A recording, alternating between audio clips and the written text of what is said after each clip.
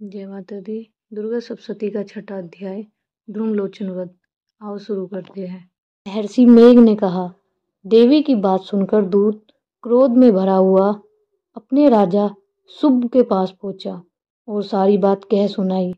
दूत की बात सुनकर शुंभ क्रोध में भर गया और अपने सेनापति ध्रुमलोचन से कहा, ध्रुमलोचन, तुम अपनी सेना सहित शीघ्र वहां जाओ और उस दुष्टा के केसों को पकड़कर उसे घसीटते हुए यहाँ ले आओ।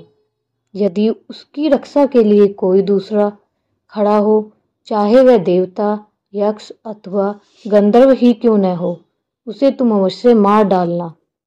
महर्षि मेघ ने कहा। शुंभ के इस प्रकार आज्ञा देने पर ध्रुमलोचन 60,000 राक्षसों की सेना को साथ लेकर वहां पहुंचा और देवी को देखकर ललकारने लगा, अरे तू अभी शुंभ और निशुंभ के पास चल।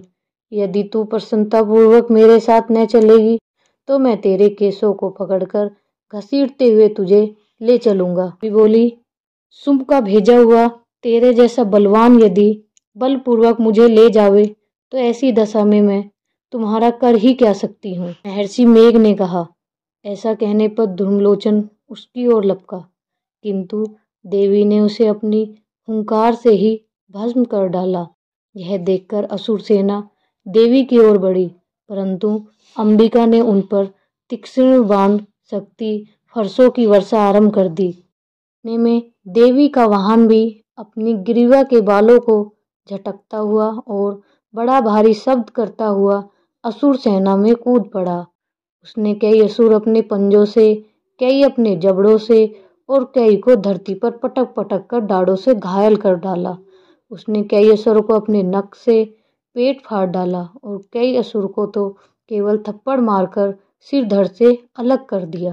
कई असुर की भुजाएं और सिर तोड़ डाले और गर्दन के बालों को हिलाते हुए उसने कई असुरों को पकड़कर उनके पेट फाड़कर उनका रक्त पी डाला। इस प्रकार देवी ने उस महाबलवान सिंह से क्षण भर में असुर सेना को समाप्त कर दिया। शुंभ ने जब यह सुना कि देवी ने ध्रुमलोचन असुर को मार डाला और उसके सिंह ने सारी सेना का मार डाला, तब उसे बड़ा क्रोध आया। उसके मारे क्रोध के होठ फड़कने लगे। उसने चंडमुंड नामक महासुर को आज्ञा दी, चंड, हे मुंड, तुम अपने साथ एक बड़ी सेना लेकर वहां जाओ और देवी के बाल पकड़कर उसे बांधकर तुरंत यहाँ ले आओ।